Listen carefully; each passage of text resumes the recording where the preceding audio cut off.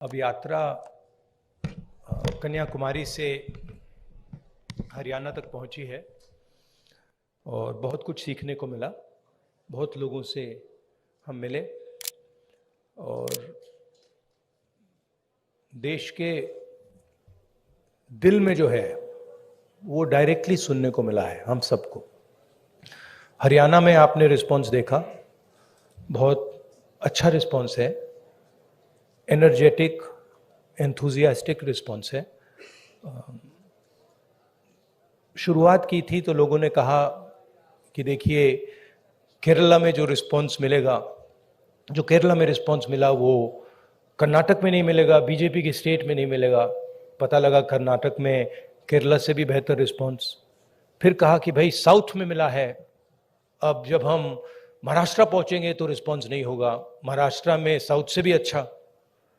और फिर जब हम हिंदी बेल्ट में जा रहे थे कहते हैं हिंदी बेल्ट में तो बिल्कुल नहीं होगा, महाराष्ट्र में रिस्पांस अच्छा, हिंदी बेल्ट में नहीं होगा। मध्य प्रदेश में देखा और भी इम्प्रूवमेंट।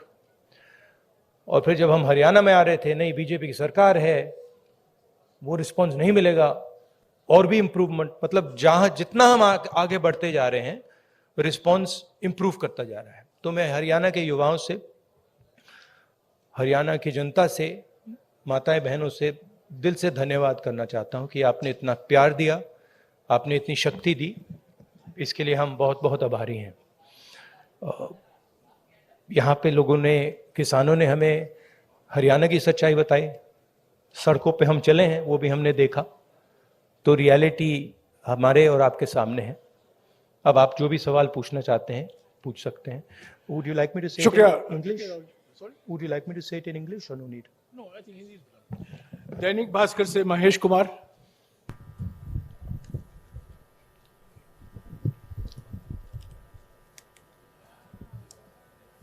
राहुल जी, आपने पानीपत में कहा था मन से। किसमें? मैं महेश कुमार, दैनिक भास्कर से। हाँ, नहीं आपने क्या पानीपत मैं पूरा हरियाणा ही देखता हूँ। आपने पानीपत में कहा था कि पानीपत तय करता है कि दिल्ली की सरकार किसकी बनेगी, मन से कहा गया था। लेकिन नहीं, मन से कहा गया था। समझ नहीं रैली सुनाई नहीं। आवाज नहीं आ रही मेरी? ओके, भाई थोड़ा माइक को एडजस्ट कर लीजिए। तो माइक आप बोलिए प्लीज। आपने पानीपत में कहा, पानीपत में मन से कहा गया था कि पानीपत तय करता है कि दिल्ली में सरकार किसकी होगी। मैंने कहा पानीपत में मन से कहा गया था। और करनाल में यह कहा गया कि यह यात्रा वोटों के लिए नहीं है। तो इसमें एक कहीं ना कहीं कंफ्यूजन है कि ये एक जन आंदोलन है या राजनीतिक यात्रा है। क्योंकि पॉलिटिशियन जिस भी थॉट के साथ कोई भी एक एक्टिविटी करता है, फुल टाइम पॉलिटिशियन, उसका थॉट तभी लागू होगा जब उसके पास सरकार होगी। तो एक चीज तो मैं ये जानना चाह रहा हूं कि इस यात्रा को हम जन आंदोलन और राजनीतिक यात्रा के बीच में कहां स्टैंड करा, देखें कहां पे है ये। और इसके साथ ही ये चीज है कि एक माइलस्टोन है, ये यात्रा आपकी लाइफ टाइम का है। तो 30 जनवरी के बाद इस माइलस्टोन का टेक अवे पार्टी और आपके पास क्या होगा?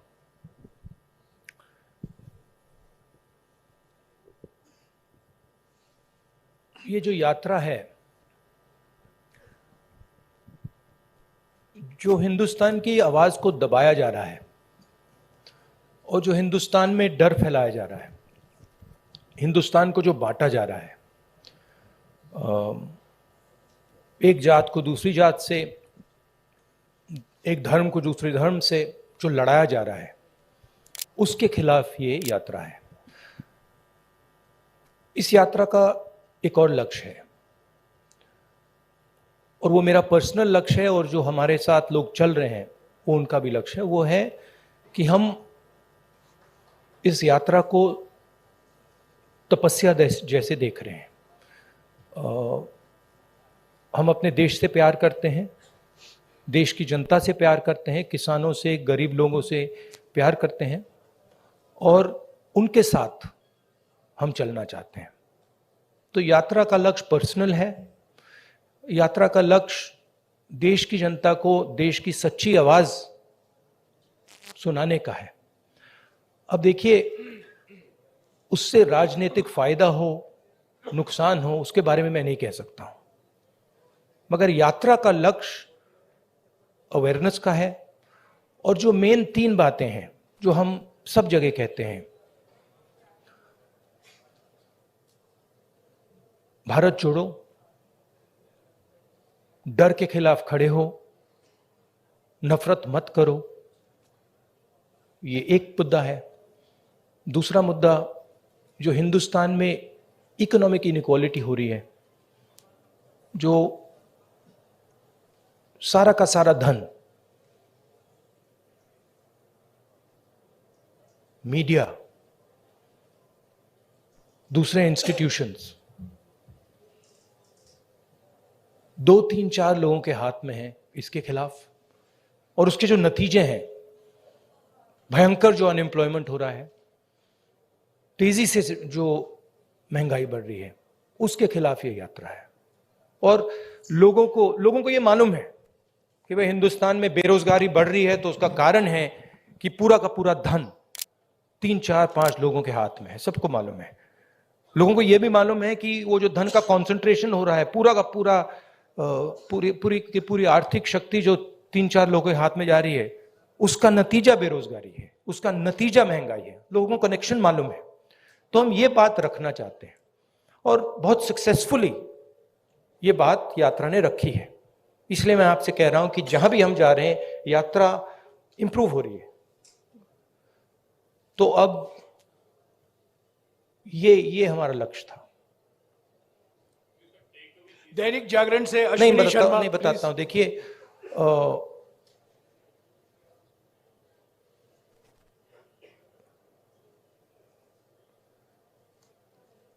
जब अर्जुन मछली की आंख में तीर मार रहा था तो उसने आपसे कहा, उसने कहा कि आंख में तीर मारने के बाद मैं क्या करूंगा? कहा था क्या? नहीं कहा था ना। उस कहानी का मतलब है, वो गीता में भी है, तुम काम करो, जो होना है होगा, ध्यान काम पे रखो। तो वही थिंकिंग है यात्रा की भी। आपका सवाल अच्छा है।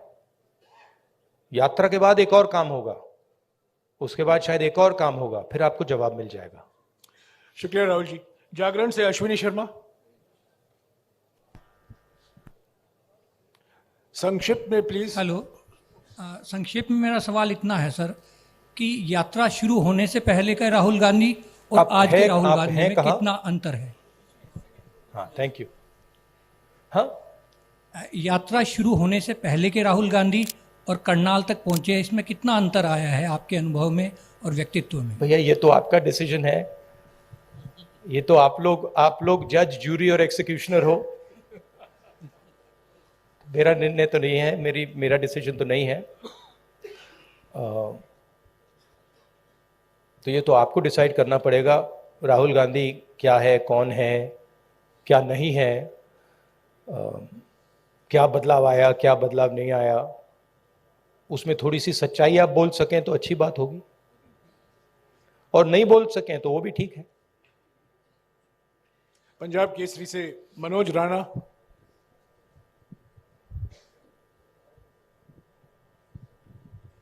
सर नमस्कार। मैं ये जानना चाहता हूँ, वैसे हरियाणा की जनता भी जानना चाहती है कि आगामी विधानसभा चुनाव में सीएम का चेहरा कौन रहेंगे कांग्रेस की तरफ से, क्योंकि भाजपा का तो उन्होंने क्लियर कर रखा है लगभग। हाँ, देखिए, मैंने प्रेस कॉन्फ्रेंसेस में 3-4 बार कहा है कि हमारा लक्ष्य यात्रा का है और आप लोग डाइवर्ट करने की कोशिश करते हो। पता नहीं, आप यात्रा को दिखाते ही नहीं हो। आपको कहा गया है कि भाई यात्रा को दिखाओ मत। सोशल मीडिया में मतलब बवाल मचा हुआ है, तूफान आया हुआ है, मगर नेशनल मीडिया में कुछ नहीं दिखाया जाता। और फिर आप प्रेस कॉन्फ्रेंस में आते हो, कहते हो भैया चलो एक डिस्ट्रैक्शन मारते हैं, सीएम कौन होगा, पीएम कौन होगा। अगला सवाल आएगा, पीएम कौन होगा, देख लेना, आएगा, पक्का आएगा कि डिस्ट्रैक्ट करना है भैया, सीएम कौन होगा, पीएम कौन होगा। फिर उसके बाद आएगा सवाल ऑपोजिशन यूनिटी नहीं है, वो भी आएगा। तो आप करिए जो आपको करना है, मुझे भी करना है काम। Thank you. अमर उजाला से सेवा सिंह। अब भैया पीएम वाला पूछिए, वो 3 हैं आपके, वो हर प्रेस कॉन्फ्रेंस में आते हैं। सीएम कौन, पीएम कौन? अमर उजाला से सेवा सिंह। राहुल जी नमस्कार। कहाँ है? हाँ हाँ जी, सॉरी। शेर यात्रा चल रही है, बहुत चर्चाएं हो रही है, लेकिन कांग्रेस के संगठन की भी उतनी चर्चा हो रही है कि मतलब आगे चुनाव की तैयारियों को देख रहे हैं लोग यात्रा के जोड़ के, तो संगठन की भी इतनी ही चर्चा हो रही है कि संगठन नहीं मतलब बन पा रहा, संगठन नहीं बन पा रहा है। जी सर, तो ये कब तक पॉसिबल होगा? कार्यकर्ता भी इंतजार में रहते हैं सर, मेहनत करने वाले। देखिए, सबसे पहले ये कहना कि संगठन नहीं है, ये तो बिल्कुल गलत है। संगठन तो मतलब सड़कों पे आपको दिख रहा है, सब जगह दिख रहा है। खारगे जी प्रेसिडेंट हैं, मैं कांग्रेस पार्टी का प्रेसिडेंट नहीं हूं, तो ये सवाल आपको खारगे जी से पूछना पड़ेगा कि एग्जैक्टली हरियाणा का संगठन में इंप्रूवमेंट कैसे लाई जाएगी। मैं हरियाणा के 3 डिजिटल न्यूज चैनल से सवाल पूछवाऊंगा। लोकवाणी से मनदीप पूनिया। हाँ जी, माइक दीजिएगा इनको जल्दी। नमस्कार। नमस्कार सर। सर, मैं आपसे ये सवाल पूछना चाहता हूं कि आप लगातार कह रहे हैं कि डर का माहौल है, नफरत फैल रही है, डर का माहौल है। आपकी सरकार छत्तीसगढ़ में है, वहां पर सोनी सोरी जो कि इंटरनेशनल ह्यूमन राइट एक्टिविस्ट मानी जाती हैं, उनके घर की बिजली काट दी गई है, वो अंधेरे में रह रही हैं। अभी कुछ दिन पहले वहां पर एक 19 साल के आदिवासी लड़के का छत्तीसगढ़ पुलिस एनकाउंटर करती है। तो डर का माहौल भी आपको दिख रहा है, और क्योंकि इस यात्रा से आप कह रहे हैं कि सिविल सोसाइटी, पत्रकार, वकील, जो भी सेक्शन डरा हुआ है, उसके आप दिल की, उसकी मन की उसको डर को आप कम करना चाहते हैं। तो सोनी सोरी जो कि इंटरनेशनल एक्टिविस्ट हैं, वो डर में वहां अंधेरे में बैठी हुई हैं, तो वहां आपकी सरकार है। बाकी अगर आपकी सरकार सेंटर में आ गई तो फिर वही जो छत्तीसगढ़ में रहा, क्या वही होगा? नहीं, सबसे पहली बात यह है, देखने की बात है कि ये जो आपने मेरे सामने सवाल रखा है, ये आप नरेंद्र मोदी जी के सामने रख सकते हैं क्या? सबसे पहली बात ये है। कहां रखे हैं आपने? नहीं, कवरेज एक व्यक्ति के सामने सवाल रखना और कवरेज करना में बहुत फर्क होता है। प्रधानमंत्री जी ने ऐसे कितने प्रेस कॉन्फ्रेंस किए हैं जहां पे कोई भी पत्रकार उनसे ऐसा सवाल पूछे। सबसे पहली बात यह है, ठीक है। दूसरी बात यह है कि मैं कह रहा हूं कि देश की जनता को बांटकर उनमें नफरत फैलाई जा रही है। हिंदू मुस्लिम, अलग अलग जात के लोगों को लड़ाया जा रहा है। क्या कांग्रेस पार्टी ये करती है? कांग्रेस पार्टी ने कभी कहा है कि एक जात के व्यक्ति को दूसरे जात के व्यक्ति की हत्या करनी चाहिए? कांग्रेस पार्टी ने कभी कहा है कि एक धर्म को दूसरे धर्म से लड़ाया जाना चाहिए? कभी नहीं कहा है, हिस्ट्री में कभी नहीं कहा है। तो दूसरी बात यह है। तीसरी बात यह है कि जो वहां पे डर का माहौल है, उसके बारे में आपने हमें बताया है, हम जाके उसको देखेंगे, और अगर वहां पे हम उसके बारे में बोल सकते हैं, मैं बोलूंगा, ठीक है। और अगर वहां पे कुछ गलत हो रहा है तो मैं पर्सनली जाके उसको देख के उसमें मेरी जो राय होगी मैं रखूंगा, ठीक है। मगर मेन बात यह है कि जो देश में आज नफरत फैलाई जा रही है, जो हिंसा की जा रही है, वो छत्तीसगढ़ सरकार एज अ पॉलिसी नहीं कर रही है। वहां पे इश्यूज हैं, वहां पे लैंड एक्विजिशन की इश्यूज हैं, और वहां पे टेंशन है, मगर हमारी पॉलिसी वो नहीं है। धन्यवाद। मसले से सर्वमित्र कंबोज। नमस्कार सर। इधर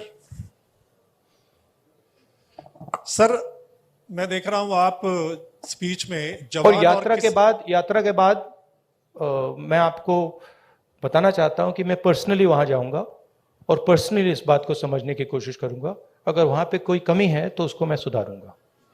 नमस्कार सर, इधर ही सर, आप नमस्कार। हर स्पीच में तकरीबन जवान और किसान की बात करते हैं। हाँ जी। किसान की अगर बात करें तो आपको पता है लंबा आंदोलन हमारे देश में हुआ, हालांकि सरकार ने कानून वापस ले लिए, लेकिन एमएसपी का मुद्दा अभी भी बरकरार है। उसके लिए किसान अभी भी संघर्ष कर रहा है। पंजाब में अभी चल रहा है, हरियाणा में भी चल रहा है। आपकी सरकार थी तब स्वामीनाथन आयोग की रिपोर्ट आ गई थी, लेकिन आपने लागू नहीं की। क्या अगर आपकी सरकार आ जाती है तो आप स्वामीनाथन आयोग की रिपोर्ट को लागू करेंगे? और जो किसान एमएसपी मांग रहा है, क्या वो आप एमएसपी देंगे? देखिए, ऐसी ये जो चीजें होती हैं, ये ऐसे कैजुअली नहीं कहा जा सकता है। ठीक है कि भैया, सबसे पहले मैं एक कांग्रेस पार्टी का मेंबर हूं, कांग्रेस पार्टी का लीडर हूं, बहुत सारे और हैं। तो अगर हम इस बात को सीरियसली कहना चाहते हैं तो ये डिस्कशन हम अपनी मैनिफेस्टो कमिटीज में करते हैं और उसको सीरियसली असेस करते हैं।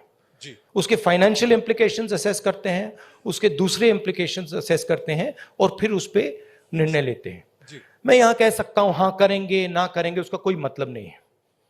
जो हमारे मैनिफेस्टो में आएगा वो हमारा डिसीजन होगा और वो गारंटी करके हम करेंगे।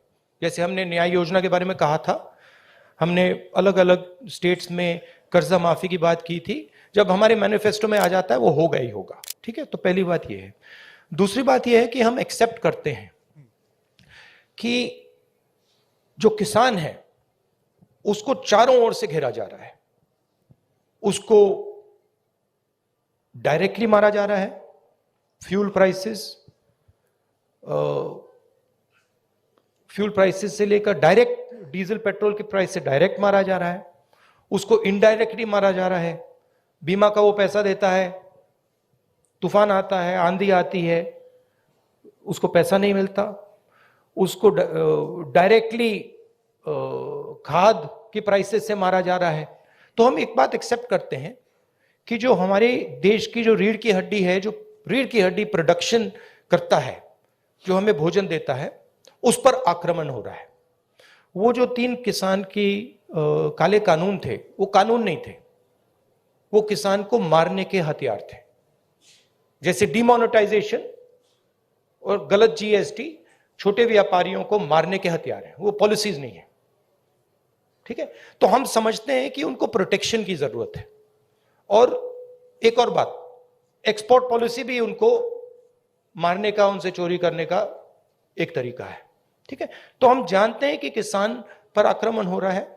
और मैं आपको एक बात की गारंटी दे दूंगा कि कोई भी कांग्रेस पार्टी की सरकार आएगी, वो आक्रमण बंद होगा, किसान की रक्षा होगी, उसकी प्रोटेक्शन होगी।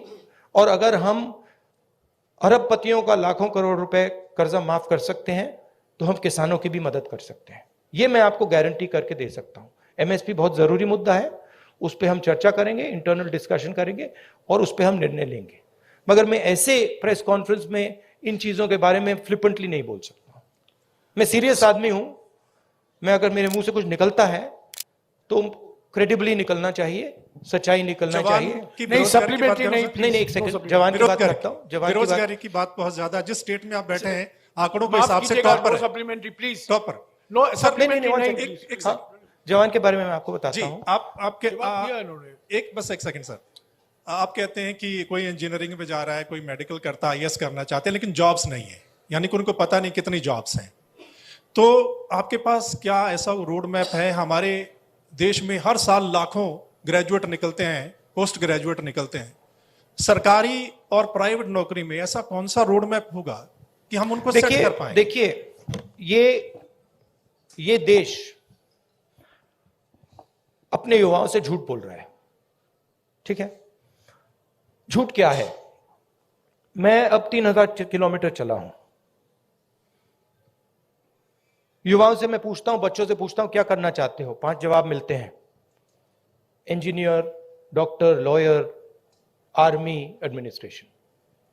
ठीक है, और सारे के सारे, मतलब हजारों बच्चों ने मुझे ये 5 जवाब दिए हैं। रियलिटी ये है कि इनमें से 10% को, 15% को, ज्यादा से ज्यादा 10% भी मुश्किल है, 10% को इंजीनियर, डॉक्टर, लॉयर ये जॉब्स मिल जाएंगे, बाकी को नहीं मिलेंगे। तो इन सबके सपने टूटेंगे। मेरे पास एक बच्ची आई, कहती है मैं आईएएस में जाना चाहती हूं। मैंने कहा ठीक है बेटा, आईएएस में हर साल कितने लोग जाते हैं? मुझे कहती है 5 लाख लोग जाते हैं। मैंने उससे कहा नहीं बेटा, 5 लाख लोग नहीं जाते हैं, 150 लोग जाते हैं। रोने लग गई। तो ये देश अपने बच्चों से, अपने भविष्य से झूठ बोल रहा है और ये इनका दिल तोड़ेगा। हर रोज इनका दिल टूटता है, इनके सपने टूटते हैं। क्यों टूटते हैं? क्योंकि जो लोग इस देश को रोजगार दे सकते हैं, उनकी हम मदद नहीं करते हैं, उनकी हम प्रोटेक्शन नहीं करते हैं, उनके स्ट्रक्चर के बारे में हम नहीं सोचते। रोजगार कहां से आएगा? रोजगार अगर आप सेकंड ग्रीन रेवोल्यूशन करोगे, एग्रीकल्चर को ट्रांसफॉर्म करोगे, फूड प्रोसेसिंग फैक्ट्रीज के जाल बिछाओगे, रोजगार वहां से आएगा। करोड़ों लोगों को रोजगार मिल सकता है और रिस्पेक्टेबल रोजगार मिल सकता है। दूसरी बात, जो स्मॉल और मीडियम इंडस्ट्रीज को डिस्ट्रॉय किया गया है, और कोई शब्द ही नहीं है, डिस्ट्रॉय किया गया है। जीएसटी, डिमोनेटाइजेशन और कोविड के समय जो किया, वो दूसरे लोग हैं जो रोजगार दे सकते हैं, करोड़ों लोगों को रोजगार दे सकते हैं। मैं आपसे सवाल पूछना चाहता हूं, आप मुझे वो नाम बता दीजिए जो छोटी कंपनी चलाता हो, स्मॉल और मीडियम साइज इंडस्ट्री चलाता हो, जो आज लाखों करोड़ का मालिक हो गया है। नाम बता दो मुझे। आप ये होंडा गाड़ी चलाते हैं, इसका मालिक मैकेनिक था। ये टोयोटा गाड़ी चलाते हैं, इसका मालिक मैकेनिक था। आप मुझे मैकेनिक का नाम दे दो जो इस देश में बड़ा उद्योगपति बन गया है, बताओ। नहीं है। तो जो रोजगार दे सकते हैं, जो सपने पूरे कर सकते हैं, उनकी हत्या हो रही है।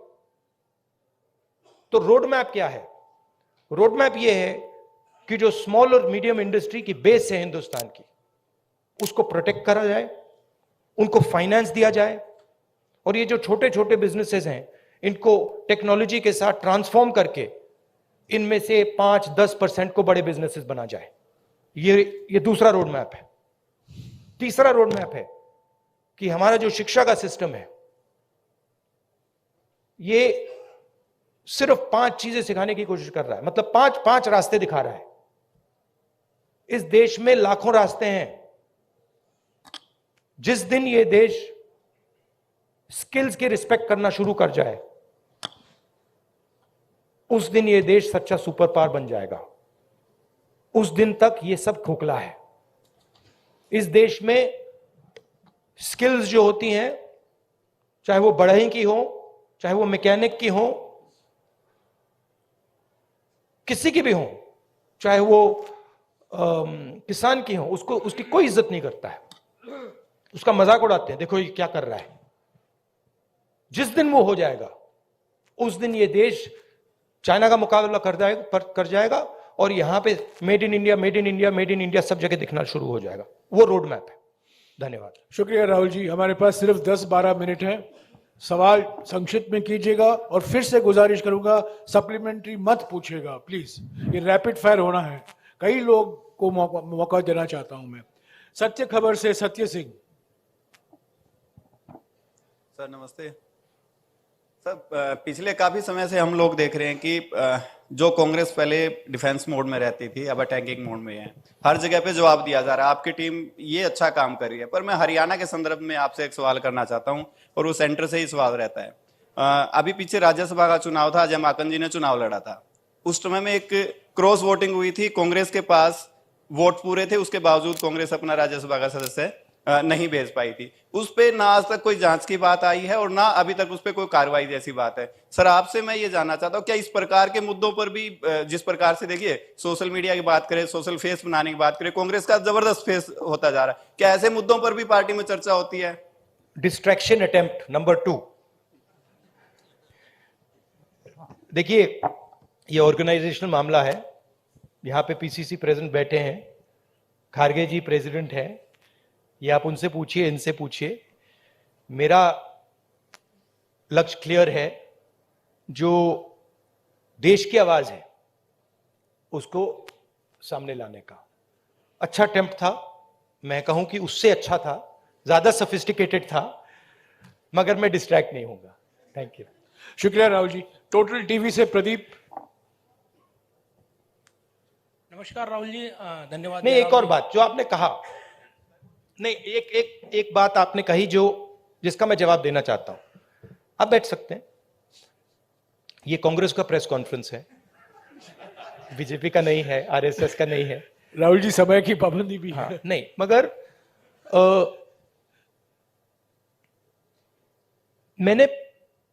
मैंने पहले कहा किसी प्रेस कॉन्फ्रेंस में, और आपने मुझे पूछा कि राहुल गांधी में कोई बदलाव आया। एक बात मुझे बहुत गहराई से समझ आ गई है कि ये जो लड़ाई है, ये एक्चुअली राजनीतिक लड़ाई नहीं है। सुपरफिशियली ये राजनीतिक लड़ाई है। जब हम बीएसपी से लड़ते हैं या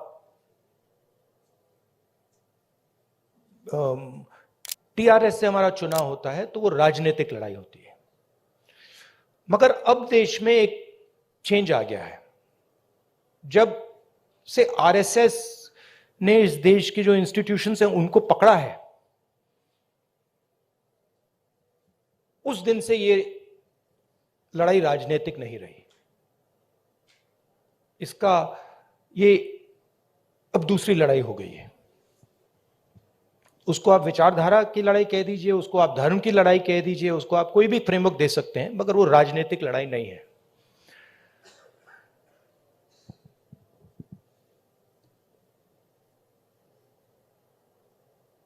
कांग्रेस पार्टी की अगर आप हिस्ट्री देखें, जो आपने कहा कार्यकर्ता में जोश आ गया है, ये तपस्या का संगठन है। इसको अगर आप तपस्या में लगाते हैं तो इसकी एनर्जी बढ़ती है। बीजेपी पूजा का संगठन है, उसको अगर आप पूजा में लगाएंगे उसमें स्ट्रेंथ आती है। अब बीजेपी, अब पूजा दो तरीके की होती है। धर्म की बात कर रहा हूं। पूजा नॉर्मली होती है कि भाई मैं भगवान के पास जाता हूं और मैं उनसे कुछ मांगता हूं, मगर इनिशिएटिव जो पूजा करता है उसका होता है। ठीक है, आरएसएस की पूजा अलग है। आरएसएस चाहता है कि फोर्सिबली उनकी पूजा हो। मोदी जी चाहते हैं, इसलिए वो आपसे नहीं मिलते हैं, कि फोर्सिबली उनकी पूजा हो और देश में सब लोग उनकी पूजा करें। उसका रिस्पॉन्स एक ही हो सकता है, उसका रिस्पॉन्स तपस्या ही हो सकता है, और कोई रिस्पॉन्स नहीं हो सकता है।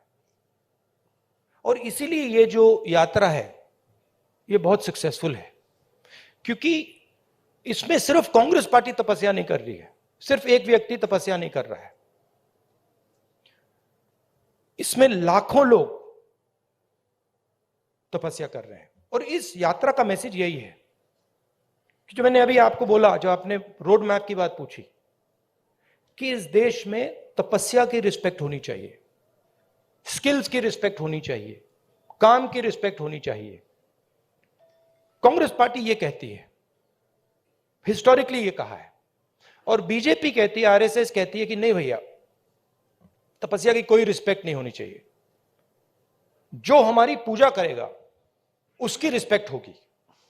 अब आप इस फ्रेमवर्क से नोटबंदी को देखिए।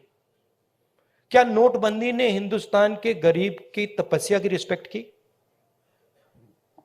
बिल्कुल नहीं।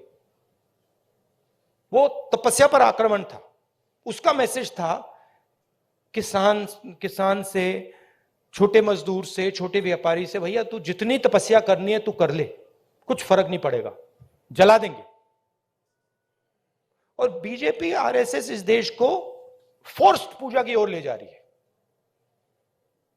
धन का प्रयोग करके, इंस्टीट्यूशंस को कैप्चर करके, लोगों को डरा के, आप लोगों को डरा के। वो आपसे कह रहे हैं भैया तपस्या मत करो, आपसे कह रहे हैं आपकी जो तपस्या है, जो सच्चाई मतलब आपको अपने टेलीविजन स्क्रीन पे डालनी है, वो मत करो, मार देंगे, हमारी पूजा करो। इसीलिए प्रधानमंत्री जी आपके सामने नहीं आ सकते, क्योंकि उसमें आपकी तपस्या की झलक दिख जाएगी, कहीं ना कहीं से कोई सवाल पूछ जाएगा। तो ये लड़ाई है पूजा और तपस्या के बीच में। हमारा संगठन तपस्या का है, और अगर हमारे संगठन में कमी है तो तपस्या की कमी थी, और उस यात्रा ने इसको क्लियर कर दिया है कि यह तपस्या का संगठन है, वो पूजा का संगठन है। उनका वो काम है, हमारा ये काम है। राहुल जी नमस्कार। शुक्रिया राहुल जी। टोटल टीवी से प्रदीप। राहुल जी नमस्कार, मैं प्रदीप। और जयराम जी, ये जो आपने शिव जी की फोटो देखी होगी, ये आपने देखा है, ये सिंबल देखा है आपने, शिव जी की फोटो में देखा है, इसका मतलब क्या है? कोई बता सकता है? आप कहेंगे आशीर्वाद। आशीर्वाद नहीं है, ये अभय मुद्रा है, डरो मत। ये तपस्या का सिग्नल है, अपना काम करो, तपस्या करो, डरो मत। इसीलिए तो कांग्रेस का ये सिंबल है। नहीं, आप हंस रहे हो, मैंने रिसर्च किया है, ये सिंबल कहां से आया, कैसे आया, मैं आपको किसी दिन बता दूंगा, आप हैरान हो जाओगे। अच्छा, आपने गुरु नानक की फोटो देखी है? उसमें भी आपने देखा होगा, देखिए ना। बुद्धा की फोटो देखी है, उसमें भी अभय मुद्रा। महावीर जी की फोटो देखी है, उसमें भी अभय मुद्रा। तो तपस्या डर में बहुत बड़ा गहरा लिंक है, और ये चाहते हैं, और ये इन्होंने पहले भी किया था। फ्रीडम की जो लड़ाई थी, आजादी की जो लड़ाई थी, वो तपस्या की लड़ाई थी, और इन्हीं लोगों ने अंग्रेजों से पूजा करवाई थी। तो हिस्ट्री है ये, उसको मिटाया नहीं जा सकता, रिपीट हो रही है। शुक्रिया राहुल जी। मेरा डर है कि मैं 5 अच्छा लगा मिनट में आपको? इसको जवाब खत्म अच्छा नहीं कर लगा पाऊंगा। आपको? राहुल जी A1 5 मिनट है, सिर्फ 5 मिनट है प्लीज। फाइनली टोटल टीवी से प्रदीप। फाइनली जल्दी। धन्यवाद राहुल जी नमस्कार। जयराम जी धन्यवाद आपका सवाल पूछने का मौका देने के लिए। राहुल जी, हमने देखा है जब ये यात्रा चल रही है, आपकी टी शर्ट बहुत चर्चाओं में है, और खासतौर से मुझे आप लोगों ने डांट भी पड़वा दी, और ये डांट पड़वा दी आपने मुझे। टी शर्ट कर करके मामा ने डांट मार दी मुझे कि तुम कैसे घूम रहे हो। राहुल जी, बताओ। सवाल मेरा ये है कि हाँ। ये यात्रा जो है राहुल गांधी की इमेज बदलने में कितनी कामयाब रही है? चर्चा ये भी है राहुल गांधी की इमेज बदली है, आप इसे एक बड़ी उपलब्धि व्यक्तिगत तौर पर देखते हैं? और दूसरा सवाल इसी से जुड़ा नहीं, हुआ- एक ही सवाल प्लीज प्रदीप, हरियाणा- एक ही सवाल प्लीज। हरियाणा का जिक्र प्लीज मुझे रोकना पड़ेगा आपको, प्लीज एक ही सवाल। राहुल गांधी आपके दिमाग में है, मैंने मार दिया उसको, वो है ही नहीं, मेरे माइंड में है ही नहीं, गया, वो गया। जिस व्यक्ति को आप देख रहे हो वो राहुल गांधी नहीं है, वो आपको दिख रहा है। बात नहीं समझे आप? हिंदू धर्म को पढ़ो थोड़ा, शिव जी को पढ़ो, समझ आ जाएगी बात। ऐसे मत, हैरान मत हो, हैरान मत हो। राहुल गांधी आपके दिमाग में है, मेरे दिमाग में है ही नहीं। राहुल गांधी बीजेपी के दिमाग में है, मेरे दिमाग में है ही नहीं। इतना मतलब हैरान क्यों लग रहे हो आप? शुक्रिया प्रदीप। इमेज का मुझे कुछ Supplementary लेना देना man- नहीं है, इमेज में कुछ इंटरेस्ट नहीं है। जो इमेज आप रखना चाहते हो रख दो, अच्छी रखनी है रख दो, खराब रखनी है रख दो, वो आपका है, मेरा नहीं है, कोई फर्क नहीं पड़ता मुझे अपना काम करना है। जनता टीवी से स्पर्श शर्मा। हैरान क्यों लग रहे हो आप?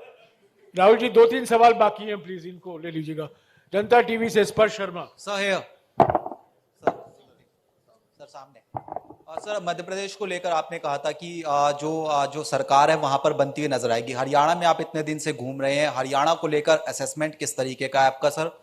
प्लस सर, जोशीमठ में जिस तरीके के हालात है सर, उसको लेकर क्या कहेंगे? देखिए, हरियाणा का मैं आपको बता देता हूं, और सिर्फ हरियाणा का नहीं, नॉर्दर्न बेल्ट में एक्चुअली काफी हैरान हुआ कि आप लोगों ने कहा था कि नॉर्दर्न बेल्ट में रिस्पॉन्स अच्छा नहीं आएगा। नॉर्दर्न बेल्ट में सदर्न बेल्ट से अच्छा रिस्पॉन्स आ रहा है। यूपी में आपने देखा, पता नहीं देखा या नहीं, यूपी में, मध्य प्रदेश में, राजस्थान में और हरियाणा में ट्रिमेंडस रिस्पॉन्स है, बहुत अच्छा रिस्पॉन्स है। तो यहां पॉजिटिव ही होगा, कांग्रेस पार्टी की सरकार आएगी विदाउट डाउट। मगर मेरे लिए वो ज्यादा इंपॉर्टेंट नहीं है, फ्रैंकली मैं आपको बताऊं, चाहे वो मध्य प्रदेश की बात हो या हरियाणा की बात हो, मुझे इंटरेस्ट इस बात में है कि कांग्रेस पार्टी की कैसी सरकार आएगी। और मैं उस बात को गारंटी करना चाहता हूं कि कांग्रेस पार्टी की सरकार हरियाणा में आए, मध्य प्रदेश में आए, तो वो किसानों की सरकार हो, रिस्पेक्ट की सरकार हो, सब लोगों को सुनने की सरकार हो। मुझे उसमें इंटरेस्ट है, क्योंकि आप सवाल को गलत जगह रोक देते हो। सरकार किसकी आएगी? नहीं, सरकार आने के बाद वो सरकार 5 साल क्या करेगी, उसमें इंटरेस्ट है मुझे। शुक्रिया राहुल जी। आखिरी सवाल इंडिया न्यूज हरियाणा से इशिका ठाकुर। नमस्कार सर, आपने कहा कि अब लड़ाई तपस्या की है, राजनीतिक नहीं, तो क्या अब आप तपस्वी हो गए हैं? नहीं, मैं तपस्वी था, आप भी तपस्वी हैं। ये देश तपस्वियों का देश है। जैसे लोगों ने कहा कि देखो राहुल गांधी कितने किलोमीटर चल गया, लोग ये क्यों नहीं कहते कि देखो किसान कितने किलोमीटर चलता है? हिंदुस्तान का कोई भी किसान नहीं है जो मुझसे ज्यादा नहीं चला है, एक नहीं है। हिंदुस्तान का ऐसा आप एक मजदूर नहीं मिलेगा आपको जो मुझसे कम चला है। हम ये क्यों नहीं कहते देखो देखो मजदूर कितने किलोमीटर चला है? क्योंकि हम तपस्या की रिस्पेक्ट नहीं करते हैं। मैं करता हूं। तो ये चेंज लाना है, और ये देश तपस्वियों का है, ये देश पुजारियों का नहीं है। रियलिटी इस देश की ये है।